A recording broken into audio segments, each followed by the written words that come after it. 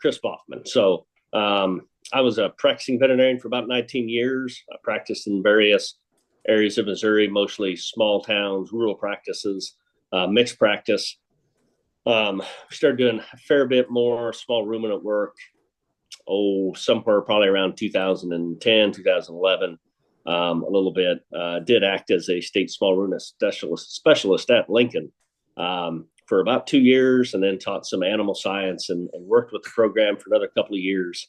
I did hang out also on the MU's ECHO, which is veterinary education group, kind of representing small ruminants, which is a program they have to educate veterinarians.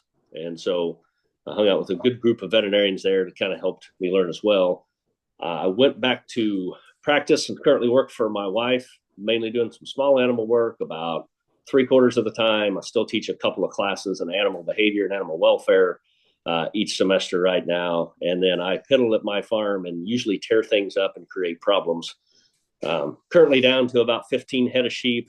And I was wise enough this year to manage to get my lambing in February, which never goes well for me. So I've got a couple more weeks before that's probably going to be a problem. However, I'm leaving for a meeting for a week and then my daughter's in charge. So, if you're going to make mistakes, put someone else in charge. And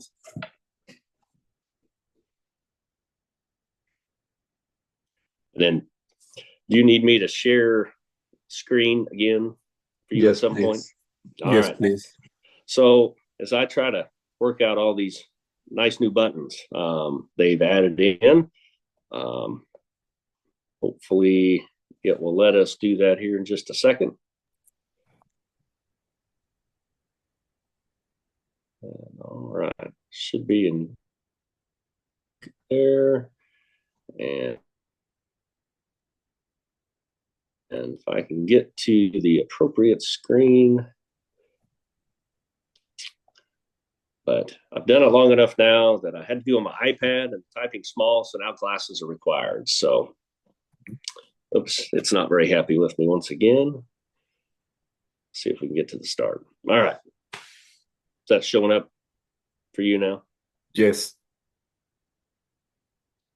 Okay. So we'll start here. So they asked me about establishing appropriate veterinary-client-patient relationships. And there were a handful of ways I think this goes for me.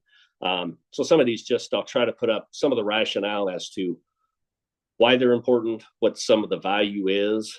As small ruminant producers, you're probably well aware it is challenging sometimes just to find veterinary care, sometimes medication access, and a number of other things.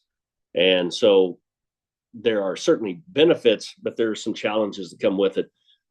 I'll probably have a few comments, whether you care for them or not, but about things that may help you understand why sometimes they may be challenging from the veterinary side, and just to keep in mind. And I think it is certainly worthwhile to realize it is probably not going to become easier to find some veterinary care. However, as younger veterinarians are coming out, small ruminants might work themselves to fit in clinics where maybe traditionally they haven't, but that can come with some challenges. So maybe a few things to try and establish.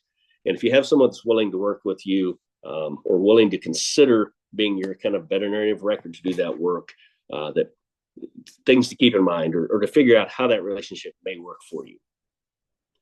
So we start with the basis. So what is this veterinary client-patient relationship? It seems a little bit wordy, but that's an official definition that's kind of been put out. And so I have copied on here these highlighted points that, according to the American Veterinary Medical Association, here's what makes up a veterinary client-patient relationship. We'll start off with that first sentence, and I'll apologize on the small print, but I guess they are what they are. But some assumed responsibility. So the veterinarian does take on some level of responsibility. And I have that in there, in that you can find advice about most things, and certainly small ruminant production is no exception, in a lot of places, whether that's from your neighbor, whether that's at the feed store, whether it's at a trade show for representatives or salesmen. And you find a lot of places, social media, and I go hanging around a few social media posts sometimes to see things that are out there. And there's always a ton of advice and information. But of note, very few of those people who may be giving you information or suggestions or telling you how to do things necessarily have some liability or some skin in that game. That if you're my neighbor and I come out to tell you, here's what we should be doing, or here's what I would do, or here's how much I would give, that if I'm wrong, that doesn't necessarily cost me much, or it may not have a lot of responsibility that flows back to me. When your veterinarian runs into that situation, so when we assume that responsibility and start to knock off more of these points about what makes that valid relationship, is to keep in mind that they do have a license on the line for those things. And there's potentially repercussions, whether that's a suspension, fines, loss of a license, which can be the loss of livelihood if you're counting on being a practicing veterinarian. And not to say that that's excuses for other things, but certainly they have a lot more. I would use this example in veterinary medicine we've ran into with floating horse's teeth, if I can speak, where there was a lot of discussion of people that were just experienced were doing it versus do you have your veterinarian. But one of the challenges was if you just wanted to start floating horse's teeth and you weren't necessarily licensed or have any credentials, there really wasn't a whole lot anybody could tell you or that could be a problem. Potentially legally you can go after that, but it can be challenging. Whereas as the veterinarian, certainly there's a fairly well organized pathway that if there's evidence of issues or problems or what it takes us to be able to do that was significantly more complicated for fines or again suspension, education you had to maintain. So just to start, when you're asking a veterinarian to go into these veterinary client-patient relationships, you want them to be the veterinarian giving you access to either treatments, medications, health certificates, etc., that there's some liability. And so especially if you find younger veterinarians or veterinarians who are less knowledgeable or haven't maybe had the experience with small ruminants, there may be some caution, some trepidation. You may feel like they're being overly concerned that they want to see things or what it takes to get things done for you, and be a little bit patient, realizing that moving into those things, often, especially coming out of school, we're made well aware of, well, if you do these things and what you have at stake. So just keep in mind to start with, we do have some responsibility, and we'll see some of those things listed later on. Maybe the key point in acknowledging what it takes maybe to establish that so that we're willing to write you a prescription or give you access or give you a VFD is that we need to have sufficient knowledge of the patient to start a general diagnosis of the medical condition. So we need to know the patient, and that typically means the veterinarian is personally acquainted with keeping in the care of the patient by virtue of timely examination. That timely examination is somewhat vague, and we'll see that continue to be vague. And so there's some personal interpretation that may be different from one veterinarian to the next in comfort zone or how that's even looked at beyond them. Or we'll see here when we start to look at sheep and goats, where we're talking flocks and herds, timely visits by the veterinarian to the operation. So if I've been to your farm, if I've been to that operation, that I at least have some knowledge of how things work, how things are going, to help me interpret what things may be appropriate, what things will I need to see. The rest of that list, again, a little bit more is about the veterinarian responsibility, need to be available for follow-up or to direct you to things such as emergency coverage, continuing care, and treatment that we suggest will have some oversight. Are you using things the way you should? Is the treatment going well? What's the outcome? And that we maintain patient records. And some of these will come back again as we look at some gray zones or challenges to working maybe with larger clinics. But we have to do those things. Remember, we've got some liability. We need to know either your operation or the case fairly specifically within some reasonable time period that we're available for follow-up and that we keep some records. And so those would establish that now we can give you maybe whether that's access or certifications that you need to get done. The blue will highlight that once that VCPR is established, once the veterinarian, again, has examined the animal in person. And there are very few states where relationships can be established electronically. In Missouri, as I double checked this morning, there's no wording in our statutes that suggest that electronically is going to suffice. So typically it has to be an in-person meeting to start with that. We will note that if we move down a few of those, again, in most cases, we can't establish them online. However, once we've established this VCPR, I've dealt with you, I've personally examined the animal, been to the operation, we may be able to maintain that relationship through telephone, or that may be video chats or emails or other discussions. So once we've had the personal interaction, we can establish that relationship that can move forward. And I have down there the bottom, which is, again, just coming from me, but most places I've been or visiting with other veterinarians, typically those clinics will assume about a yearly interaction to maintain that. I would interpret that to say that at least once a year, we need to be in person. I need to be on farm. Maybe you've been in to the clinic with a handful, or if you haul them all in, or only a few individuals, keeping in mind that if you have separate medical issues, suddenly now I've got a respiratory problem, or I'm dealing with a diarrhea problem and some young weaned ones, or we're dealing with parasite problems or anemia issues, we may need to see them more. That just having the relationship and having a discussion might not be enough, depending on the situation, but it certainly starts with that in-person meeting, and then we may be able to figure out how to make that maintain in other fashions. And we'll visit that a little bit later on. We'll look at a few of those steps. It's also worth noting that just because we may have met, or I've done an exam or been to your place once, if we don't maintain that in some fashion, whether again that's in person, through visits, etc., that it's not valid indefinitely. So if your big concern may be access to certain medications that you need, or health certificates to get somewhere, that if I was there 2 or 3 years ago, that's not an indefinite, and certainly takes some maintenance to get to. So hopefully this will let me slip on here. So we'll say what a VCPR is not. And these are just some things I've probably ran into or been part of, or at least heard discussions. But someone again says, I've been to the clinic a year or two ago. Again, if we haven't been maintaining that relationship, especially if it's just there once, maybe for a problem or issue, not quite meeting that need.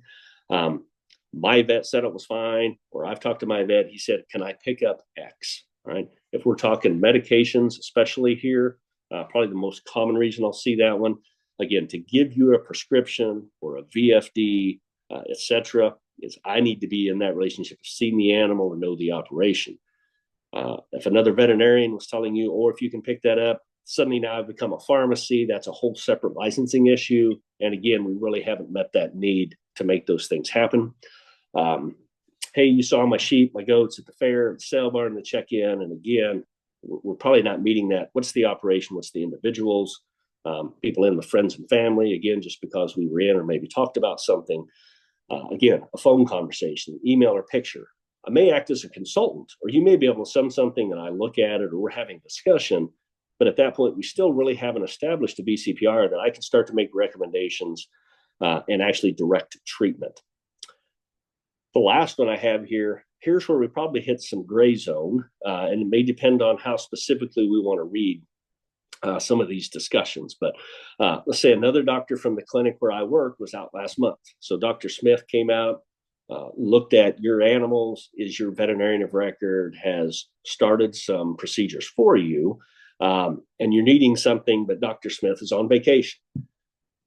How that interpreted may vary a little bit from clinic to clinic. However, as I would perceive that a lot of times is I'm still not personally acquainted. And if we go back and look at some of those tenants that I have the personal relationship, that we have met, that I understand things, I probably can't just send you X antibiotic or medication because they were there, even if we're at the same clinic. There may be some allowance there for variation. Let's say it's a continuation of a medication and Dr. Smith has put in some good notes or has a record which suggests refills would be authorized or may be needed.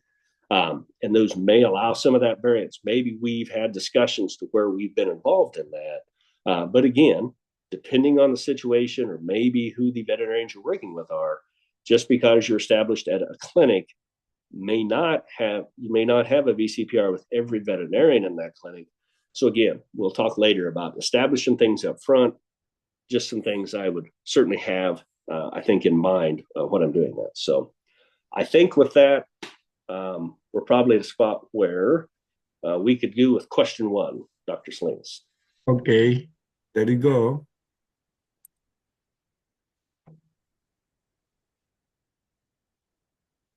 Which of the following meets the definition of veterinarian-client-patient relationship?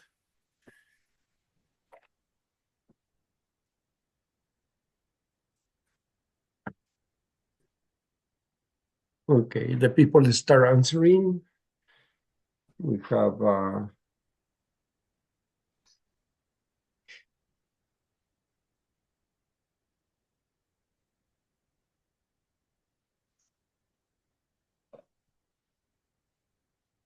I think we have already, so I will be ending the poll and share the results. Okay, so do you want to give any feedback about that, Dr. Chris? Sure, and just to mention, it's that kind of first one. And again, B is probably the one where it gets a little bit tough. And to be honest, if I'm in a situation where I'm like, wait, Dr. Smith's always been here and we were out and we established this and now I need something and they're gone, that those are going to be some frustrating ones. And again, depending on what you're needing, that may be the one where it is frustrating. But to really follow that, I think as I would interpret in the law, a lot of them, let's say you've come up with a new issue. Hey, I think I've got, and we'll visit this issue later, some toxicity issues, and I need clearance to use X medication. I'm probably going to have more since Dr. Smith's not here. And that's probably the challenging one. And again, with the phone discussion with the veterinarian on the phone yesterday, if all we've had is a phone discussion, if we haven't met, haven't been in the operation, we're really just not meeting there. So we're probably going to have to figure out how do we get together and make that work out. Okay.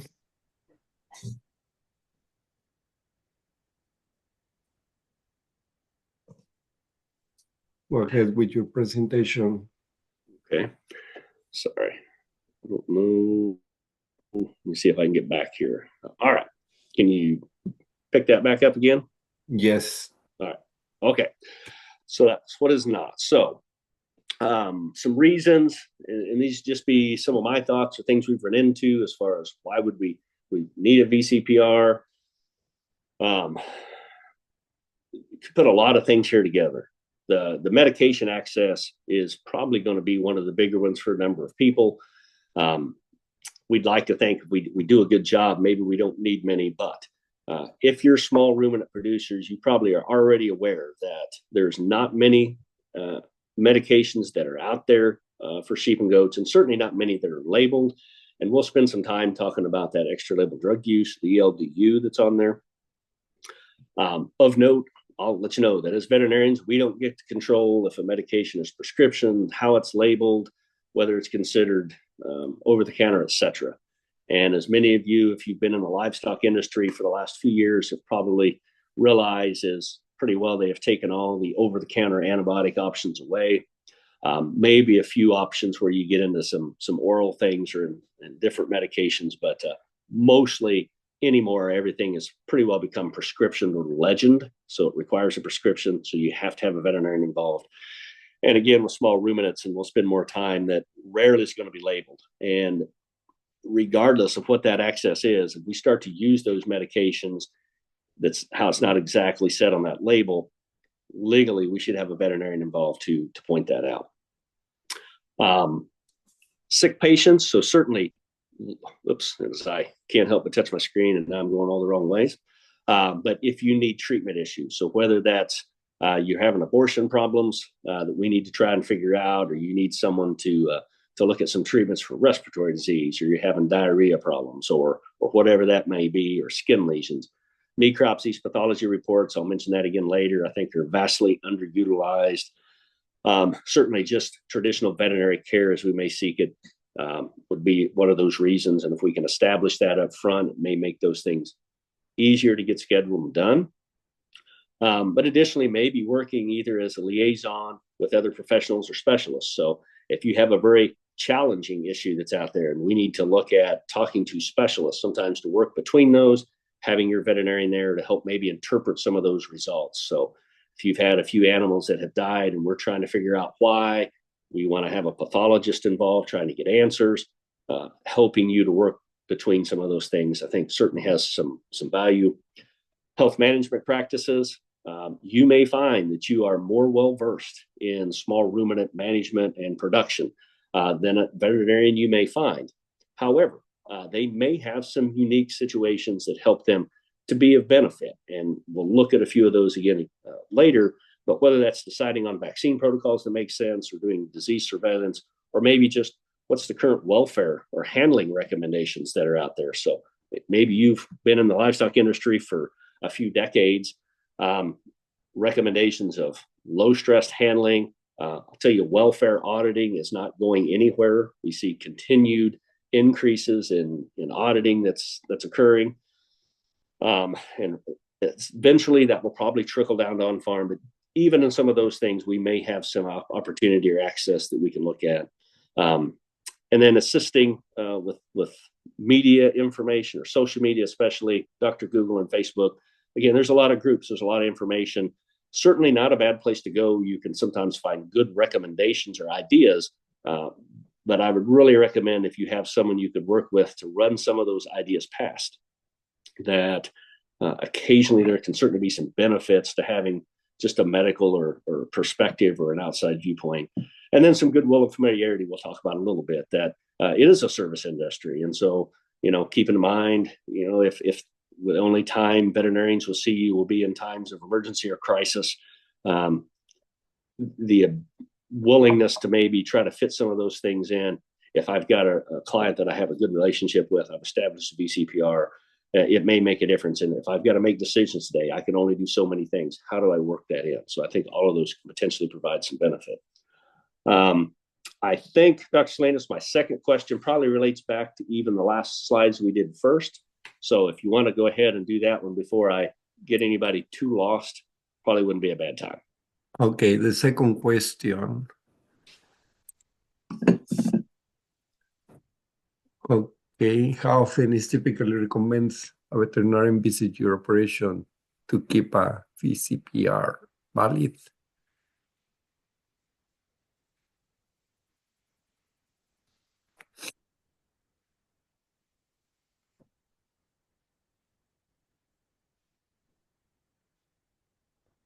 Okay, I think we are ready.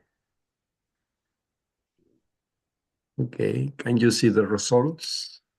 I don't have them pulled up directly on mine at the moment. Yeah, most But of the, yeah, most. I assume most everybody mostly went with A. Yeah, you're Yeah. right. And again, 95% Yeah. of the people say once a year. Yeah. right. And again, and that's not always a hard and fast rule. Those are based on some information that's out there, and a lot of places. Sometimes that'll be a pretty hard rule. If we haven't seen you within a year, do we still consider them current? I would tell you the clinic where I work currently, we're booking out 2 to 3 months ahead of time. And so sometimes we'll try to extend that the best we can. If you've tried to get in and suddenly we're like, oh, you're 2 months away. But again, there's some variance that can be had there. The thing to remember is just because you've been there once isn't going to establish that permanently. But it could vary. And you might find a clinic that says, ooh, we have to be there every 6 months. Typically, they at least want to make sure you've had some contact within the next year. And for most places, I think that'll probably work for you. All right. So I want to talk just a little bit about some of the drugs and extra-level drug use, just to kind of make you aware and understand, again, where some of that maybe persistence on those things come from. Those veterinarians who may have to deal with them. But probably sure most of you are probably aware, but sheep are considered a minor species. And so if we look at the different classifications, sometimes that will provide us some extra allowances for a licensed veterinarian to be able to use things in a different way. But one of the big things that is acknowledged is that they're minor species. Rarely are they going to show up on labels where we're going to have new drugs developed for those animals. And so there are some initiatives out there to try to get more drug access to certain situations to improve health and welfare.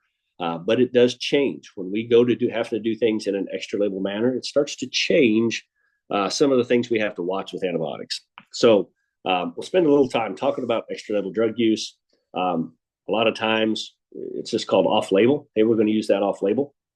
If we look at though that extra label drug use, anytime that we use a medication, even if it's over the counter, or whether it's prescription or over the counter, either one, but if we're not using it for its intended use, how it's written on the label, right, it becomes extra label drug use. And to have extra label drug use, there has to be a veterinarian involved to direct that.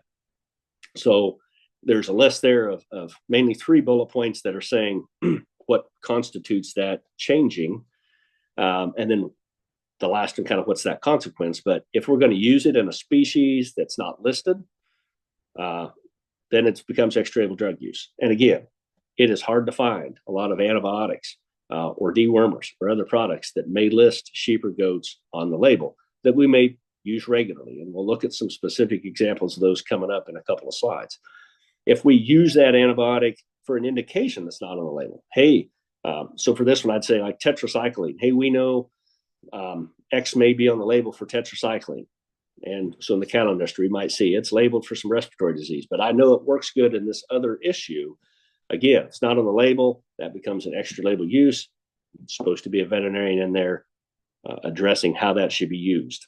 And if you use different dosage levels, different frequencies, different routes of administration, whether that's orally, intramuscularly, subcutaneously, if we change how we do any of those things with the drug versus what the label says, it's now extra label drug use. And when we change that, it starts to change withdrawal times. So instead of you may have a 2 or a 3 week or maybe a 28-day withdrawal period for a labeled indication, if I start to move that to an extra label use, right, now it changes tolerances or how much of that residue could be present. It has to be 0. And so we may have to extend that withdrawal time. So again, it can change how we have to use it. And again, it requires the veterinarian to be there and to give you some of that extra information of what should that withdrawal period be now, etc. I highlighted in that next one where it does say if we're using a drug in an extra label manner. So again, if I'm not giving it as just as that label says, that I should have some evidence, some scientific paper, information, been to some meetings with specialists, something to say that that's appropriate.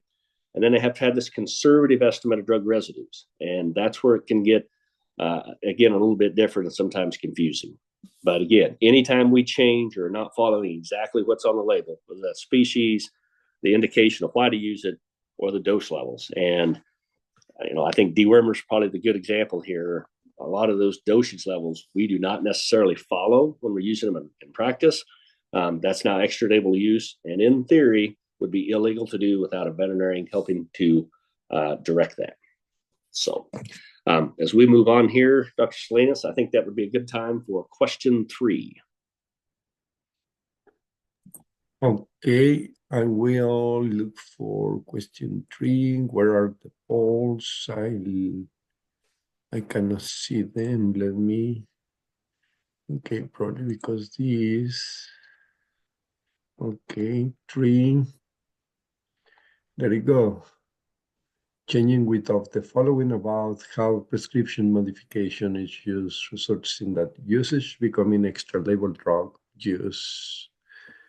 Okay, people start answering.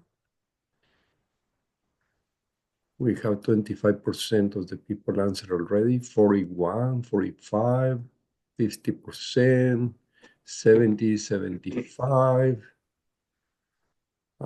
Okay. I'm sharing the results. I think 5% says the A option change in dosage, and the rest, the 95% says all of these. Right. And it'll be all it's anything we do to change what's on that label. is going to suddenly make that extra label drug use.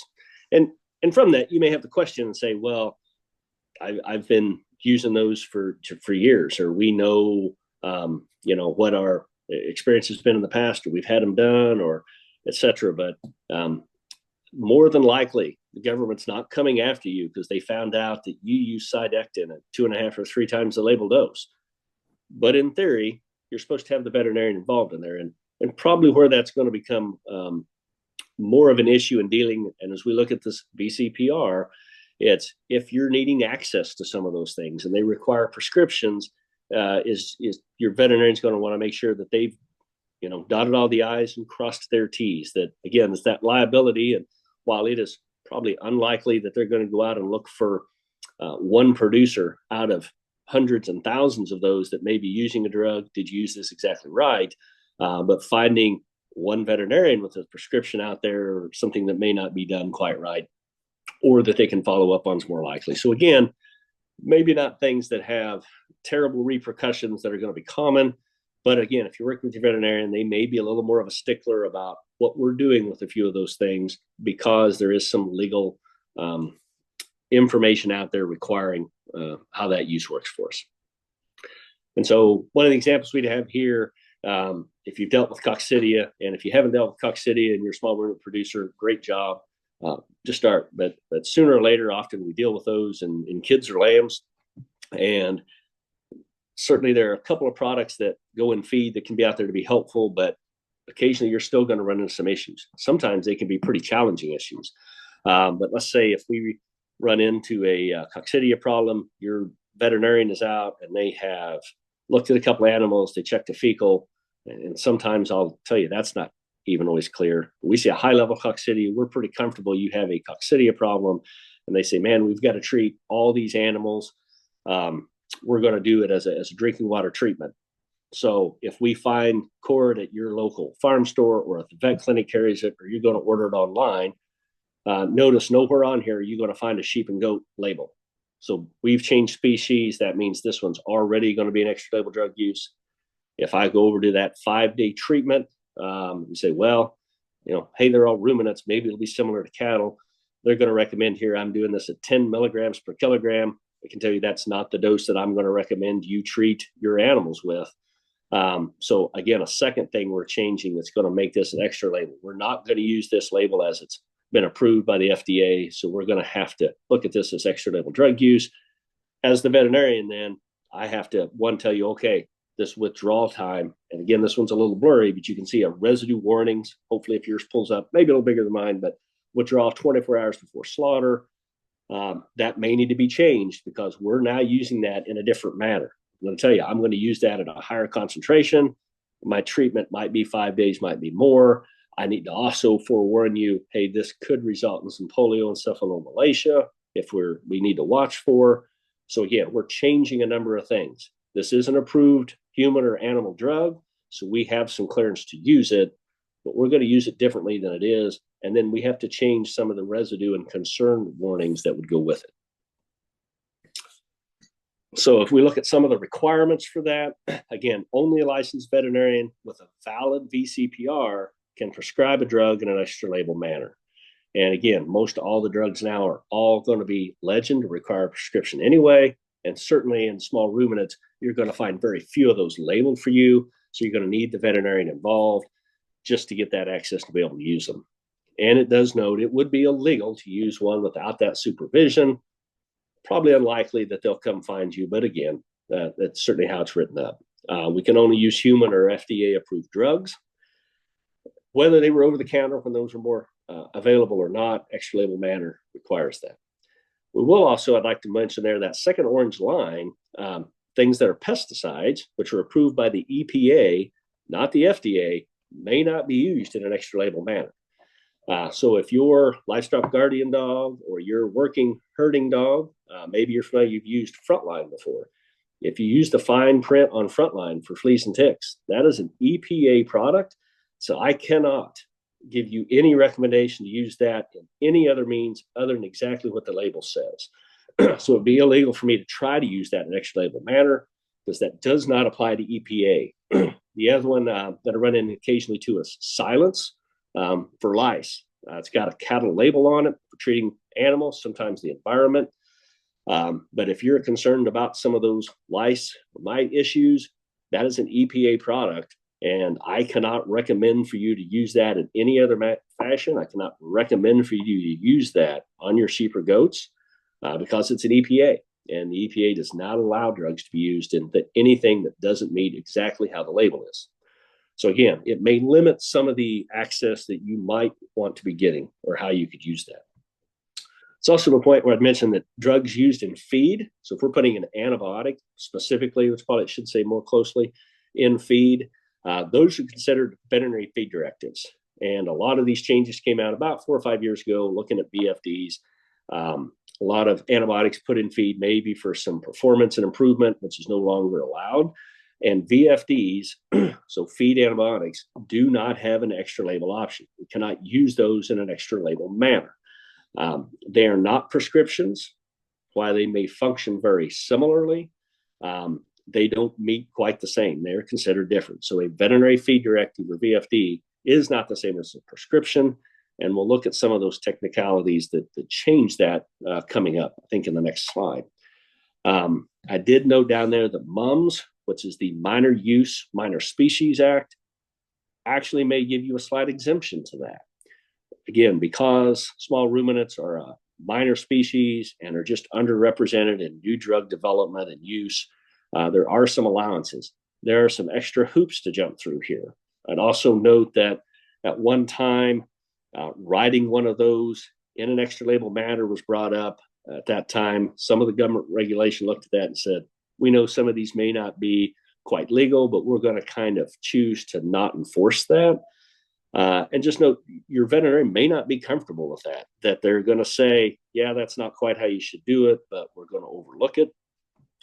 So some of those options may not be available. That may be difficult to really kind of argue with, that they're like, hey, this doesn't work. If we look at software programs to write VFDs that say you have to do it this way because there's no wiggle room allowed, and that software program says you can't do this, they may not be willing to follow all the channels that it might take to get that in use. So sometimes these relationships may be a little bit challenging, just the comfort zones, and there's some gray area here that's not always as precise as we might like.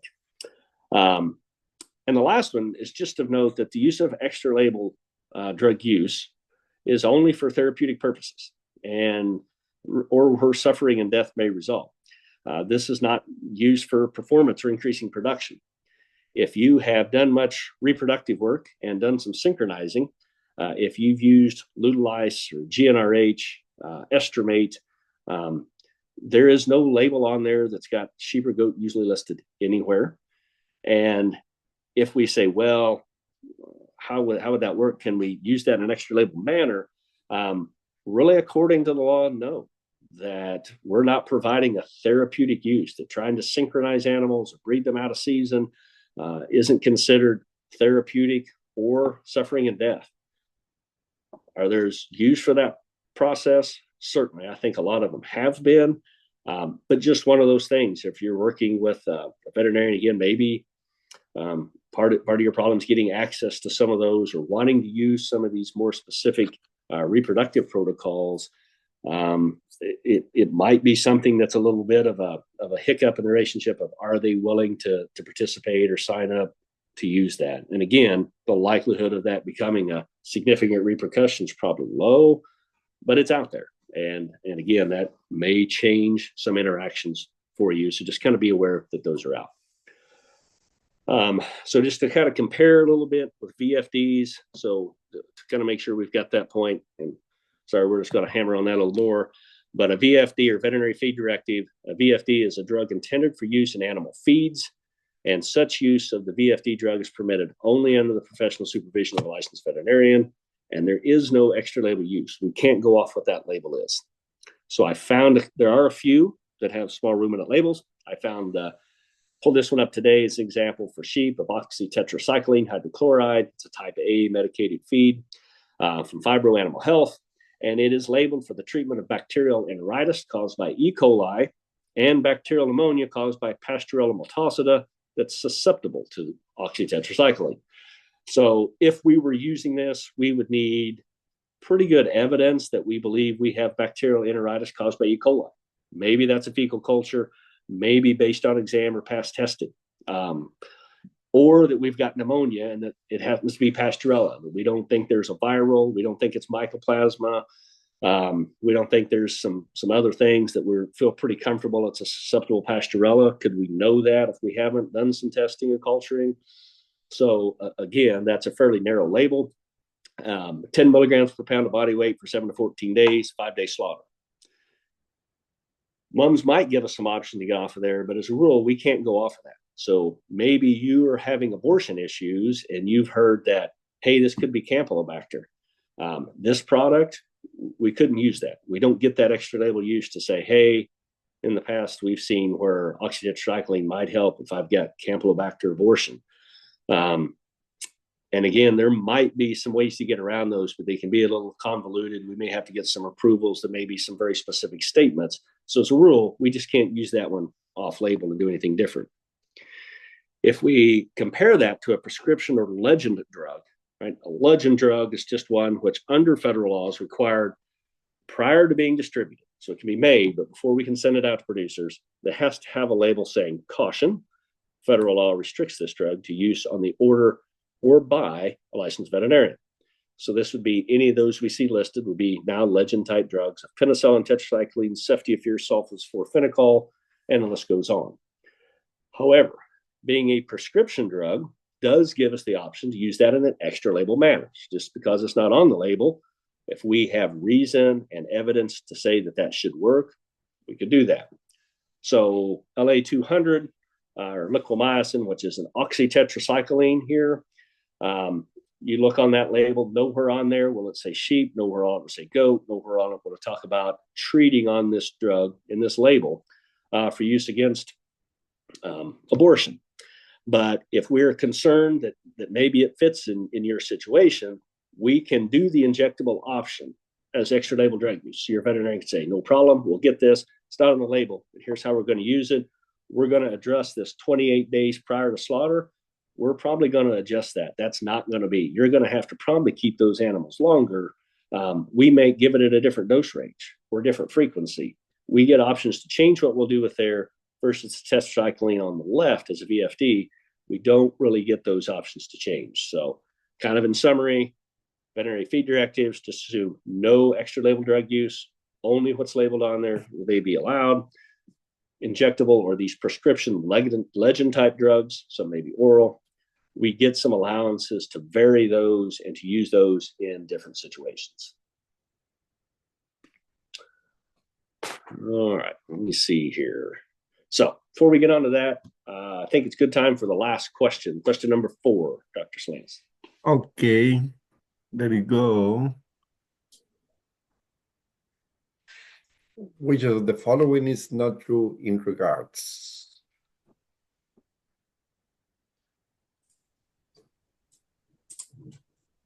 And real quick, I just wanted to announce the winner for last week's book raffle is going to be Miss Jolie Russell. So I will send you a message here, Miss Russell, and I can get your email address and we will get your book sent to you shortly. Congratulations, Miss Russell. Okay, I think we have 70, 86. I think we have a mixed results. I will be ending the poll right now. Yep. And share results. You cannot see like 65% answer the B are the same as VFD drugs, and 35% answer the C. They must be used according to the label directions. Yeah, so it's one of those bad, crappy questions. Somebody put the word not in there, but what's following is not true in regard to prescriptions. So it is true. You need a veterinarian to prescribe them, which would be A. C is also true. They must be used according to the label directions. So if not, it becomes extra label use. So that is true. It's also true withdrawal times have to be followed.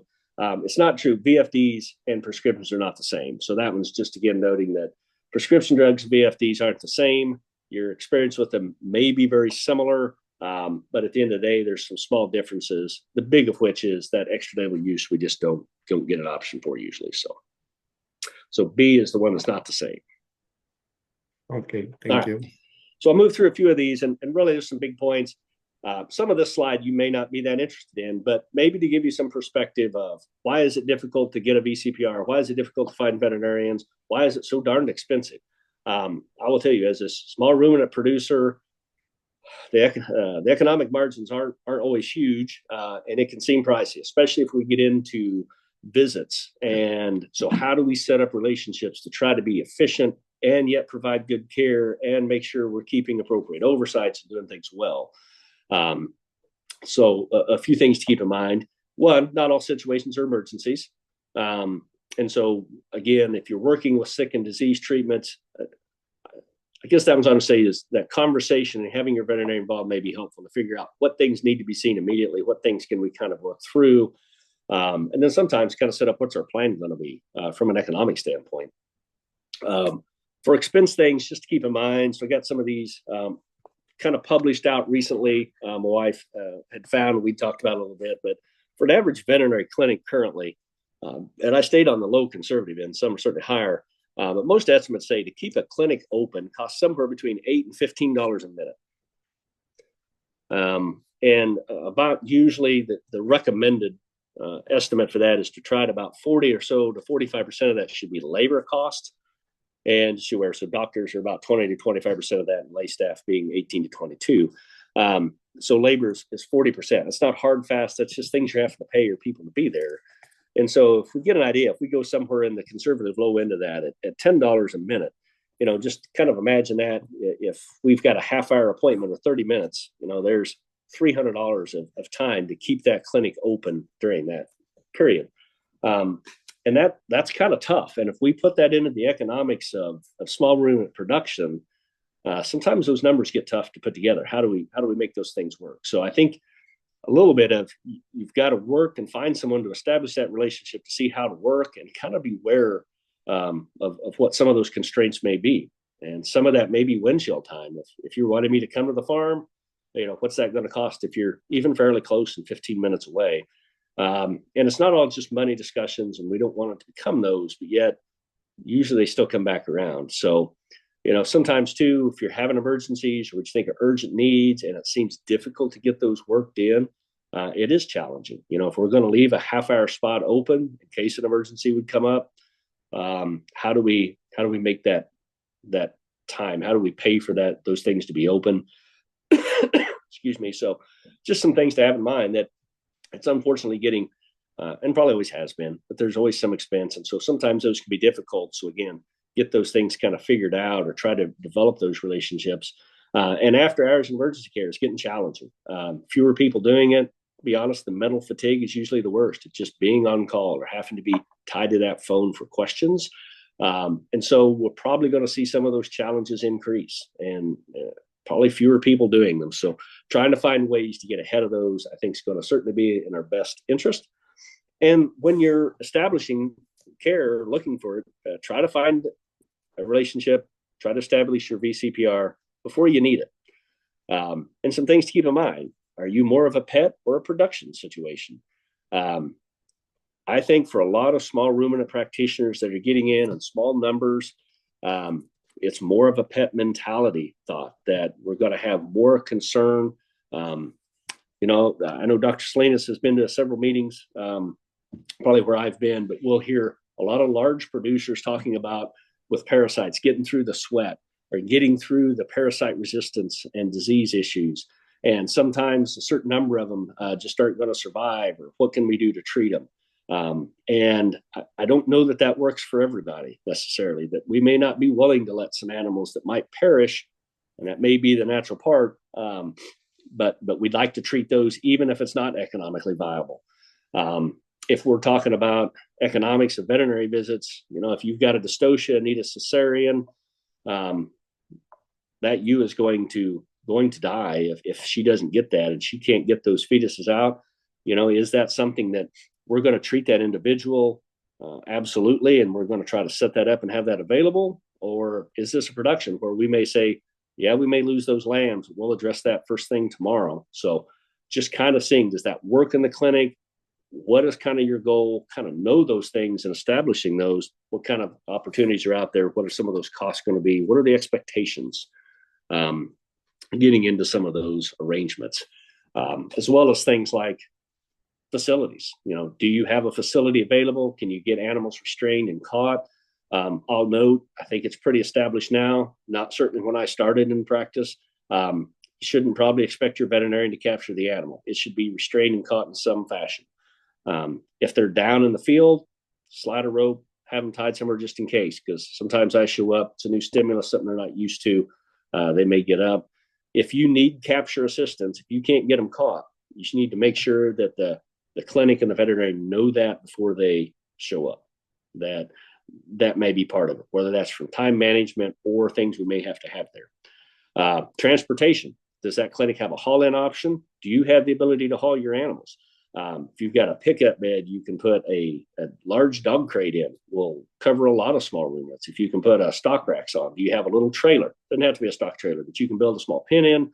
May increase your option to get seen and get you worked in or to get those things. Or if you're at the clinic, I may have a much better option to keep supplies and medications. So even if you find a clinic that may not have a truck that goes out on the road and will come to you, there may be options for that to work for you. So keeping those things in mind. I'll put in here, if you're looking at establishing them, have for yourself also, and again, this is maybe just helping you maybe have a better VCPR, but have some budget for testing. I think necropsies are especially grossly underutilized. If we have animals that are really sick or that pass, if we can follow those out, send those off for some testing to maybe find what was really there, that may really aid us trying to figure out future problems or knowing testing. So when we talk about extra label drug use, if I know you've had certain issues, maybe you've had that weird lepto issue with an abortion that happens to be at your place, that's not one of our common ones, or you've had other issues that may give us options. That may be the validation or evidence we need to say, yeah, we're just going to treat some of these things. We're going to treat these in this extra label manner. Maybe the phone conversation's enough. We have a better understanding. We know we have X on premises as a respiratory issue that we've been able to diagnose. So knowing those things, I think, can be helpful. Only so many things show up on an exam, and it can be really frustrating if that veterinarian's, and I get, if I'm paying for them, I really like to get the right answer and the right treatment. But it can be difficult if we can't do some testing. And probably one of the shortfalls I have found in working with small ruminants is sometimes the ability to send out tests or to do a $200 or $300 necropsy and testing, and it is expensive. But if we build that into a good relationship where I'm on premise a couple of times a year, we send those samples, and I may be able to help work you through. Here's how you take the ones we need. We pay the lab, but then it gives me things to work on to help you with in the future. And lastly, kind of to keep in mind that phone calls and emails take some time, and we mentioned some of those costs, but again, if we're in a VCPR, we have some obligation to try to be there with follow-up. But keep in mind they can take time. So if you're stopping in today, now may not be the time that I have available. So can you send me an email? Can you leave it? Can you send a picture? Some of those take time. Some of those take extra things. So maybe paying for those visits up front to have me come to the farm may seem kind of pricey and expensive, but that may let me work and be able to work with you maybe in a more tele fashion in the future that may work out well for us to set that up. Health management, and I'll try to speed through a couple of these. A lot of this is just in general, but having a farm visit with someone there, even a couple of times a year, maybe once a year, but just going over how you do things, it can be really helpful just to have that extra set of eyes, even if it's somebody with pretty limited experience. So my one example I'd give you here is several years ago, I was asked, we had another veterinarian work for a farm that had some alpacas. I really wasn't doing much of the work for him, but I had got in on a couple of things, and we were trying to go through their vaccine protocols and worried about some things, and they were talking about vaccinating for distemper. And I was like, man, I've never heard of a distemper in a ruminant at all. That's kind of odd. And they had a good vaccine program from a well-known farm, but somehow through all that D in there had got turned into distemper, and it was really C, D, and T, right? So Clostridium perfringens type D. So just because that veterinarian may not be super familiar with small ruminants, sometimes that just general knowledge may help rule some things out. And I'd go back to some of those social media posts, things you'll see out there. Sometimes just those experiences can certainly be worthwhile, even if they're not specific. Additionally, we may go out and work with other producers in the area. We may have the experience that sometimes it may not even be you're doing anything wrong, but can we help you do it a little better? And often if we're working with groups and maybe other professionals to help you set up a good operation, hopefully we're having less issues. So whether that's talking about FAMACHA testing and how we're going to treat and deworm, or maybe BSEs, which are grossly underutilized in small ruminants, there may be some other benefits just to be there, to be discussing it in between those few times a year. And the last one, again, I'm not saying it's right or wrong, but if you have me come out twice a year, we have a relationship, we talk about how you're doing things. When those more stressful or urgent issues come up, it may make that easier. It may be something that we're more willing to try to, how do we squeeze in and make these things work? Sometimes that's easier to do when we know we've been working and somebody we've seen versus maybe we haven't. We're just trying to establish that VCPR today, and it's under an emergency situation, and I may have to say, wait, is this something I can fit in, and do I really want to take that on? So just a couple of those things. And overall, summary for me is set up those visits, try to set them up ahead of time, get them on the books. It might cost you more to have somebody come out, spend an hour there, but that may pay off, and have some of those discussions about, can we set up options for messaging and some pictures, or those kind of interactions that may not have to have me out at your place all the time, but yet we have a relationship. I know what's going on. I feel comfortable in recommending some of the drug use. And at times it may be, we just need to see the individual. So set those things up early, try to figure out some things that seem to work from an economic standpoint, and to make sure we're trying to provide that best care. And again, remember that veterinarian does have some liability. So you may find a lot of other recommendations, but again, sometimes there's some liability, and it may change some of their willingness to venture into some gray waters. So I'll probably try to wrap it there.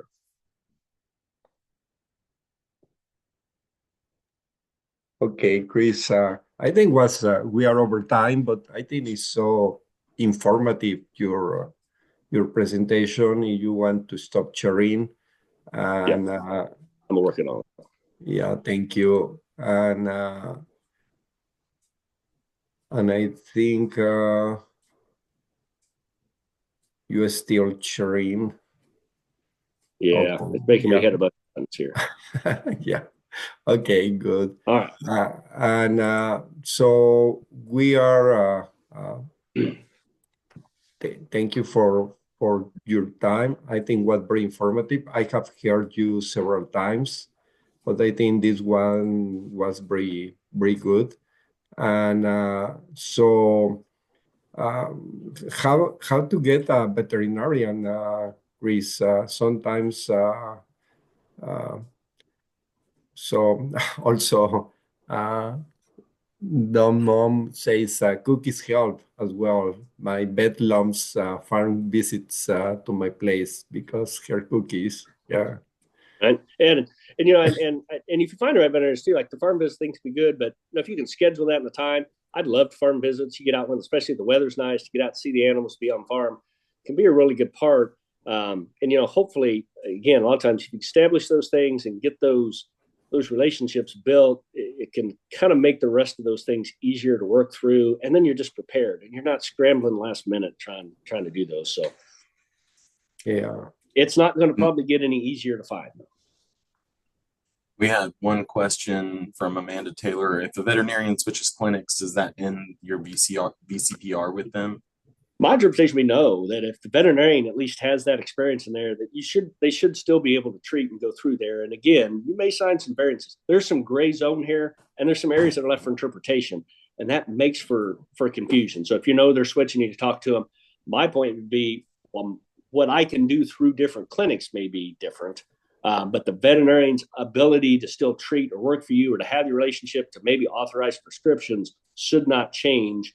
Let's read into weird things about states and licensures, but should not. That relationship with them should be good. You never know. The next clinic may have some input into how they work that, but it should still be good. Right. And then one more, what about biosecurity with farm visits? I'm just impressed. We had a small ruminant practitioner asking about biosecurity, which is great. If a lot of things, it's sometimes easy to overlook. There's always some risk, and you're going to bring someone on. If you have particular bio concerns, make sure to express that. Most veterinarians, I think, especially now, there's more discussion about that. And you may find various approaches, but most of the time, I think they're going to be aware to have clean boots, to have gloves, to have clean coveralls. Sometimes truck issues, right? Sometimes can be the challenge in emergency work. So maybe having a plan to say, hey, if you haven't been able to go to the car wash between every visit, you've been busy, have a truck parking area. And then if we're crossing that line with a clean set of boots, boot covers, etc., then we're probably not going to be that worried. But having an area to say, hey, if you don't mind, if you can park here and then I'll pick you up and travel. If you've got a way to transport equipment, if we're going to need it, maybe you've got a building you can put in a zone that's more permissible for crossing. So I think if you plan for that, should not be a huge concern to bring that. I think most times we'll be cognizant and able to make those needs, but an excellent thought to keep in mind. Definitely. Okay, I just write in our next speaker is Kathleen Waters from Auburn University, and she will be talking. She's a veterinarian, and she will be talking also about creating an animal health program plan for next Monday. So I think she will be adding some information to Chris Baughman information. Thank you so much, Chris, for your time, and hopefully we are going to have soon again you in the program. Thank you. Well, excellent. Appreciate your time. You guys take care of yourselves.